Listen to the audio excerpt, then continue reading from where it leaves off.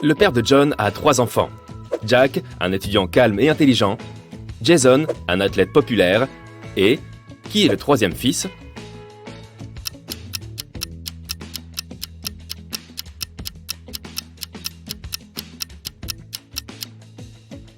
C'est John. C'est son père à lui qui a 3 enfants. Jack, Jason et lui, John. Un jour, une professeure décide de faire un contrôle surprise à ses élèves, mais ils refusent tous de le faire. Elle ne peut coller qu'un seul élève. Tous les élèves connaissent le nom des autres élèves. Sous la menace de l'heure de colle, les élèves acceptent de faire le contrôle. Comment la professeure a-t-elle réussi à faire faire le contrôle à toute la classe?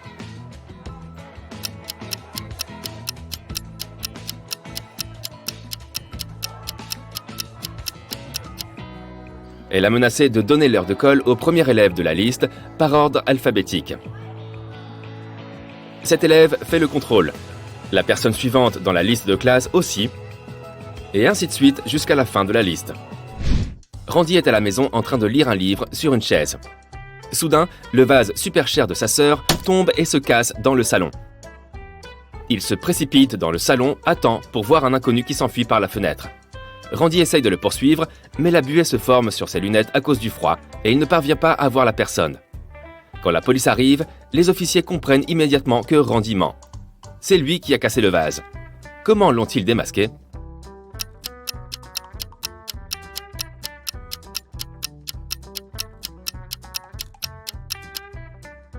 La buée ne se forme pas sur les lunettes en passant d'une pièce chaude au froid extérieur.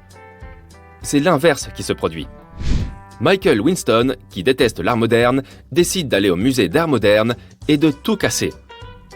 Il fait des dégâts pour plusieurs millions d'euros. Mais le conservateur du musée le remercie pour ce qu'il a fait. Pourquoi donc?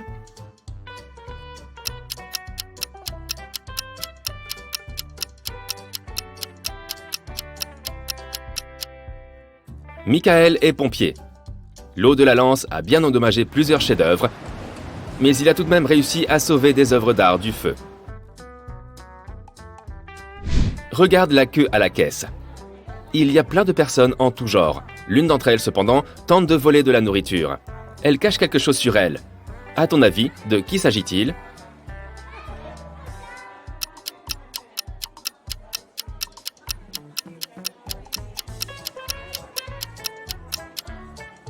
Tu as peut-être pensé à la femme enceinte. Son ventre pourrait être faux. Mais si tu regardes attentivement, elle porte des baskets confortables sans lacets, pour pouvoir les enfiler plus facilement. L'homme avec son gros sweat a l'air suspect, mais ce n'est pas de la nourriture qu'il cache dans sa poche. C'est un chaton.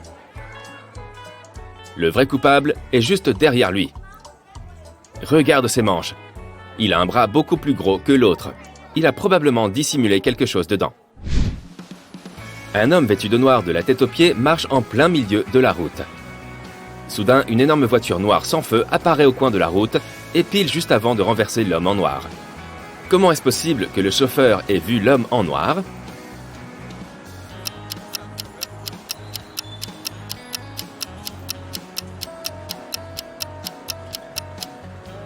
Eh bien, la seule explication possible, c'est que la scène se soit déroulée en plein jour. Après tout, personne n'a dit que c'était la nuit. 3 camarades d'université se retrouvent après les vacances d'été et se racontent leur aventure.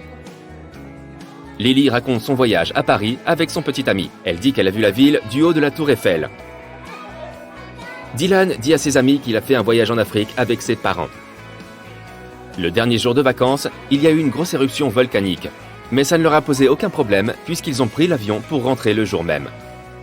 Ellie raconte qu'elle a été au Texas chez son oncle et qu'elle a appris à monter à cheval. Une de ces histoires n'est pas vraie. Laquelle?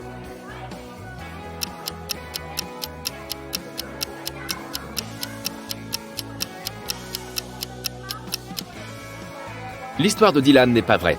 Il n'aurait pas pu prendre l'avion le jour de l'éruption, puisque quand quelque chose de ce genre se produit, tous les vols sont annulés.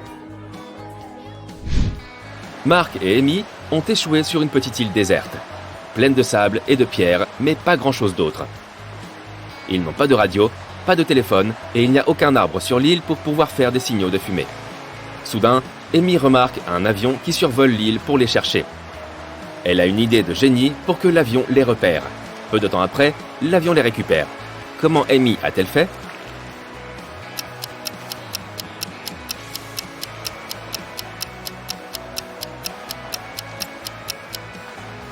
Elle a utilisé les pierres pour écrire le mot SOS sur le sable. Mike se prépare pour un examen dans la bibliothèque de l'école. Quand il arrête de réviser, il est déjà tard et il entend soudain quelqu'un qui crie à l'aide. La voix vient de derrière la porte verrouillée d'une classe. Mike se précipite dans la classe en cassant la porte et il trouve son camarade Brad qui lui raconte qu'il est allé chercher quelque chose à manger à la cafétéria. Mais que quand il est arrivé, il a vu qu'elle était fermée. Soudain, il s'est évanoui et la seule chose qu'il sait, c'est qu'il s'est réveillé dans la classe et qu'il avait été enfermé. Mike lui promet de retrouver le coupable. Le lendemain matin, Mike repère 4 suspects. Il les interroge quand les cours commencent. Matthew lui dit qu'il était en train de faire ses devoirs dans une salle de classe. Emily lui répond qu'elle était avec Matthew, mais que peu après, elle est rentrée chez elle. Olivia soutient qu'elle était en train de déjeuner à la cafétéria. Et Chris explique à Mike qu'il était malade ce jour-là. Mike a tout de suite compris qui était le coupable.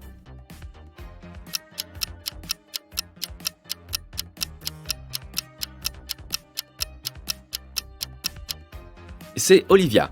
Elle n'a pas pu déjeuner à la cafétéria parce qu'elle était fermée ce jour-là. Clara est dans sa chambre d'hôtel quand elle entend quelqu'un frapper à la porte. Elle jette un œil par le judas et elle voit un homme qu'elle ne connaît pas. Il lui dit « Bonjour, je suis le manager de l'hôtel. Je suis désolé de vous déranger, mais nous avons un problème avec notre base de données. Pourriez-vous me laisser entrer pour confirmer quelques informations ?» Clara se précipite sur le téléphone et appelle le service de sécurité de l'hôtel. Sais-tu pourquoi ?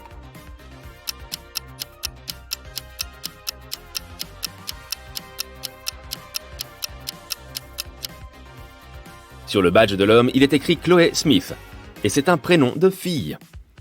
Elle a compris que le manager n'en était pas un. Julie est professeure d'art.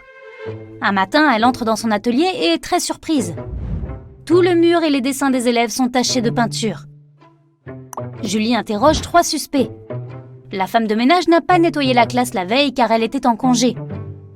Rosie, l'une des élèves de Julie, déclare qu'elle a quitté l'atelier à 18h. À ce moment-là, tout était normal. Un autre étudiant, Eric, avoue qu'il a emmené sa petite amie au studio pour lui montrer ses tableaux. Mais ils sont partis vers 20h. Qui est coupable de ce désordre ?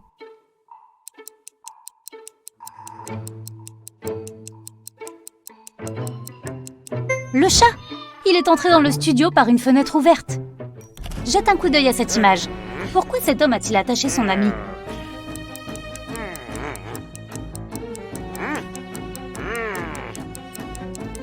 C'est la pleine lune. Son ami a commencé à se transformer en loup-garou et l'homme a eu peur. 2 hommes essaient d'attirer l'attention d'Hélène en lui montrant à quel point ils sont riches.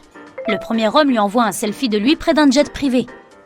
Et le second envoie une photo de lui portant un uniforme de pilote et pilotant un jumbo jet. Qui a le salaire le plus élevé ?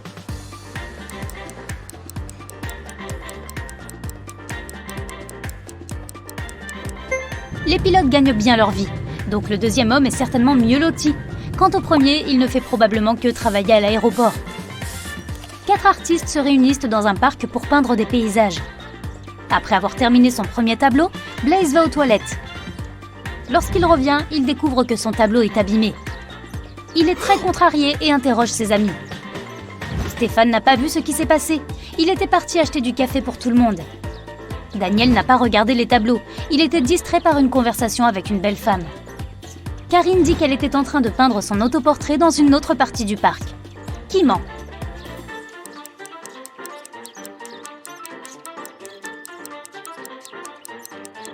Karine, si elle était en train de peindre, pourquoi sa toile est-elle vierge ?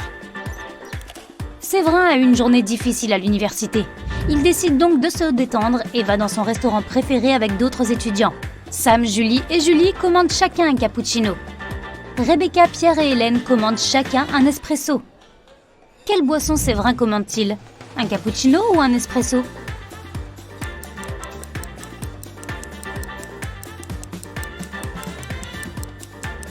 Un espresso. Séverin a 2 lettres E dans son prénom, tout comme Rebecca, Pierre et Hélène. Peux-tu repérer quelque chose de bizarre sur cette image ?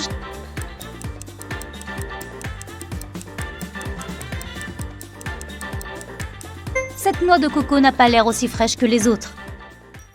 Henri marche dans la rue. Soudain, une sorcière apparaît devant lui. Elle ouvre un portail, attrape Henri et l'emmène dans son château.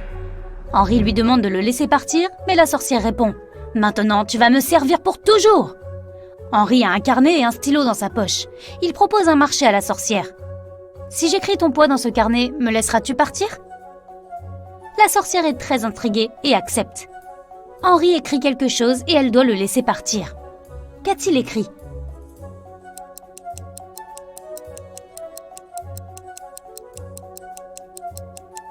Comme promis, Henri a écrit « ton poids ». Peux-tu deviner de quelle nourriture il s'agit ?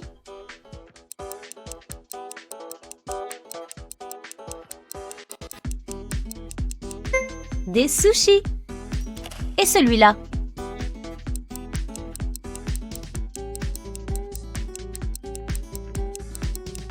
Du chocolat chaud. Augmentons un peu la difficulté. Peux-tu deviner le plat grâce à ces émojis ?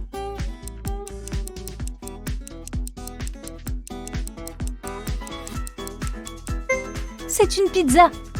Et ici ?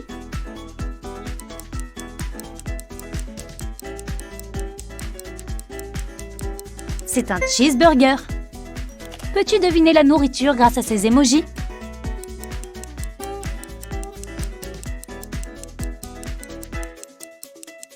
C'est de la glace aux fruits. Que penses-tu de cette combinaison ? Une idée ?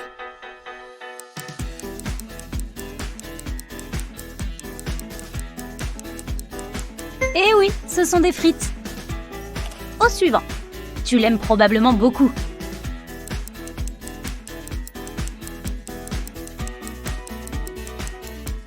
Un cookie au beurre de cacahuète. Et que dis-tu de cette combinaison ?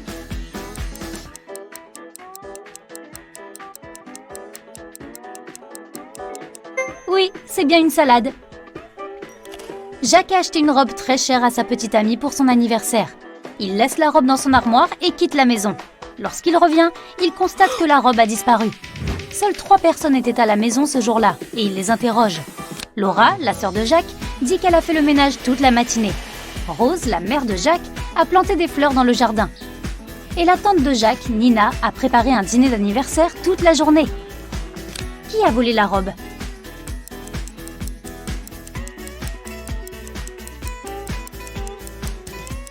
C'était la mère de Jacques. Il n'y a pas de fleurs dans le jardin. Jette un coup d'œil à cette image. Peux-tu trouver l'émoji intrus ?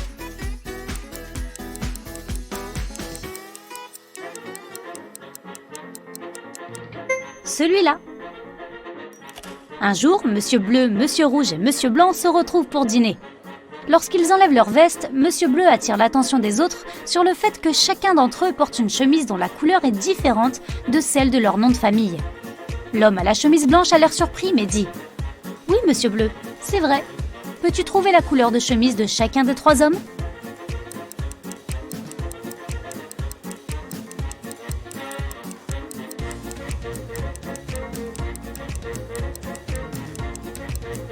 Monsieur Bleu porte uniquement une chemise blanche ou rouge. Mais nous savons avec certitude qu'un autre homme porte une chemise blanche. Cela signifie que Monsieur Bleu porte une chemise rouge. Monsieur Blanc pourrait porter une chemise bleue ou rouge, mais la chemise rouge est déjà prise par Monsieur Bleu. Par conséquent, Monsieur Blanc porte une chemise bleue. Cela signifie que Monsieur Rouge porte une chemise blanche. Que penses-tu de cette image ? Vois-tu un émoji différent ici ?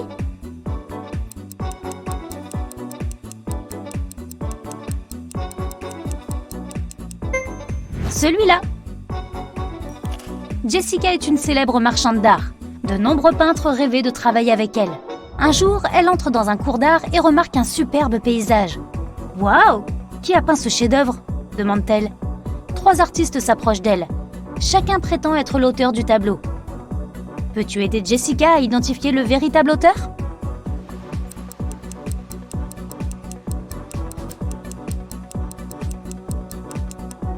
C'est cet homme. Sa palette contient exactement les couleurs que l'on voit sur le tableau. Jette un coup d'œil à cette image. Peux-tu repérer ce qui ne va pas ?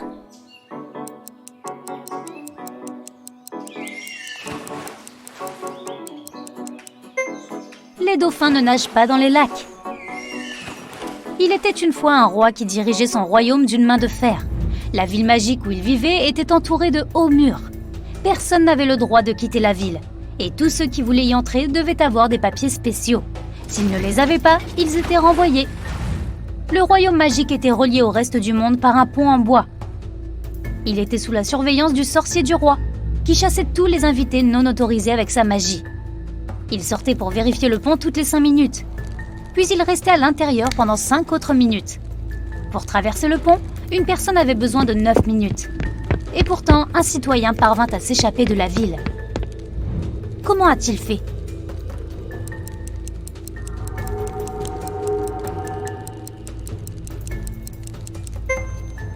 L'homme a marché sur le pont pendant environ 5 minutes pendant que le magicien était à l'intérieur. Ensuite, il a fait demi-tour et a commencé à marcher vers la ville. Lorsqu'il a atteint le mur, le sorcier lui a demandé ses documents. L'homme n'en avait pas, il a donc été renvoyé. Marie est critique d'art. Un jour, elle décide de se rendre dans un restaurant chic, célèbre pour sa collection d'art unique. Marie s'assoit et commence à étudier les tableaux accrochés au mur. Lorsque la serveuse s'approche de sa table, Marie demande quel âge ont ces tableaux. La serveuse répond qu'ils n'ont que des œuvres d'art du XVIIIe siècle dans leur restaurant. Marie quitte l'endroit immédiatement et rédige une critique furieuse sur leur site web. Menteur! Pourquoi?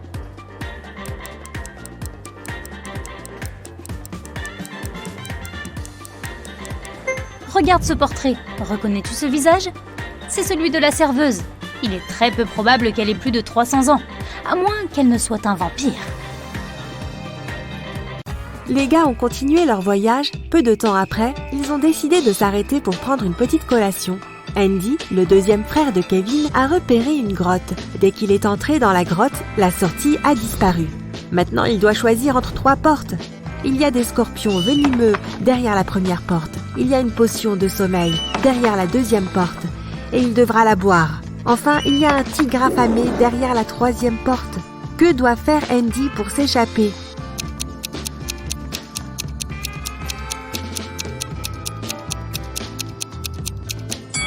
Il doit prendre la potion de sommeil, la verser sur son sandwich et jeter la nourriture au tigre affamé. Quand le tigre s'endormira, il pourra s'échapper par la 3e porte.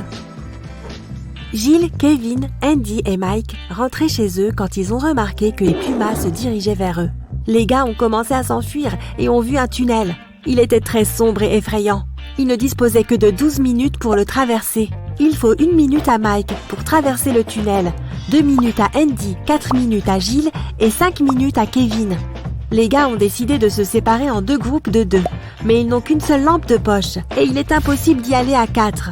Comment peuvent-ils s'échapper ?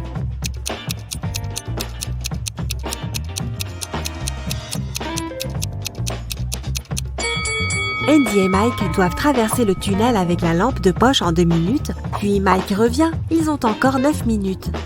Kevin et Gilles traversent le tunnel avec la lampe de poche et la donnent à Andy. Il leur faut encore 5 minutes, puis Andy doit courir vers Mike et ils doivent s'échapper ensemble dans les 2 minutes restantes. Kevin et Gilles sont rentrés chez eux, mais l'aventure continue. Quelqu'un a cambriolé leur appartement la veille. Ils ont appelé la police et interrogé les voisins. Dan a dit qu'il avait passé toutes les vacances au travail et n'était pas du tout rentré à la maison. Vicky portait des écouteurs parce qu'elle faisait de la musique. Elle n'avait donc pas pu entendre de bruit suspect. Et Emily a passé les vacances chez sa sœur parce que des ouvriers devaient terminer des travaux de rénovation dans son appartement. Qui ment ?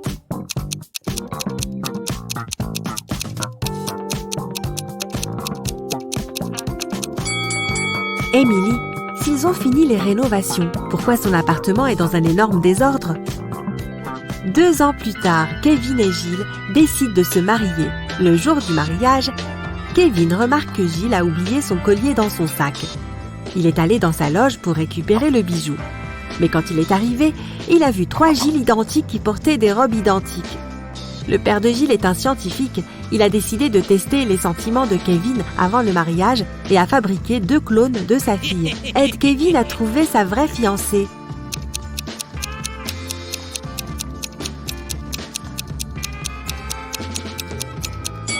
C'est la 3e. Elle a un tatouage sur sa cheville, tu te souviens? Et ses clones ne les ont pas, parce que les tatouages n'ont pas de répercussions sur la génétique. Gilles est descendu pour dire bonjour à ses demoiselles d'honneur, mais quand elle les a vues, Gilles a commencé à crier sur son père parce qu'il l'avait encore une fois piégé avec ses trucs scientifiques fous. L'une des demoiselles d'honneur était un cyborg. Peux-tu deviner qui c'était?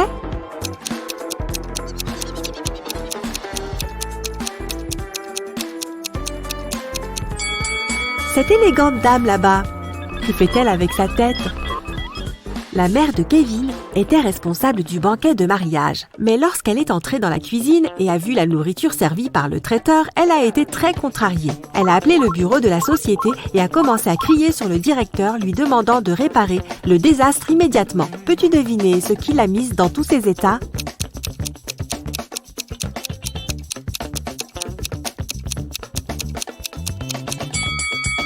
Regarde le haut du gâteau.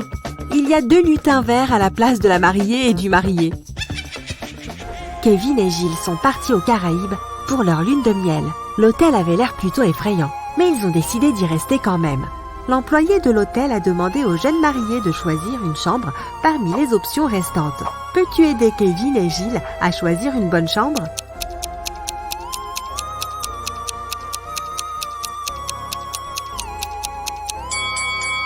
Il y a des taches bizarres sur le linge dans la première chambre.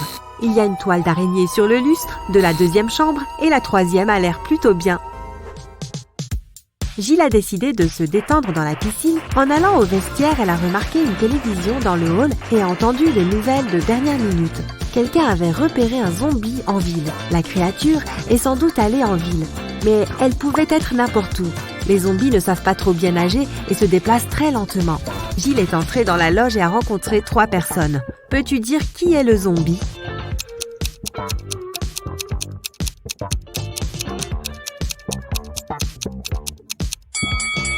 Il y a un pansement sur la jambe de cette femme. Personne n'irait à la piscine s'il avait des coupures ou des blessures, sauf si c'est un zombie. Dans la chambre d'hôtel, Kevin a trouvé une porte secrète qui mène à un tunnel. Il a traversé le tunnel et a trouvé un coffre rempli de diamants. Soudain, des barreaux de prison sont apparus de nulle part autour de lui et une voix mystérieuse a dit « Tu peux prendre tous les diamants et partir en toute sécurité si tu arrives à choisir la bonne potion pour t'échapper. » Il y a 3 options. La première potion rendra Kevin invisible, la deuxième potion le transformera en oiseau et la troisième potion le rendra super grand. En 5 minutes, Kevin est revenu à Gilles avec un énorme sac de diamants. Quelle potion a-t-il choisi?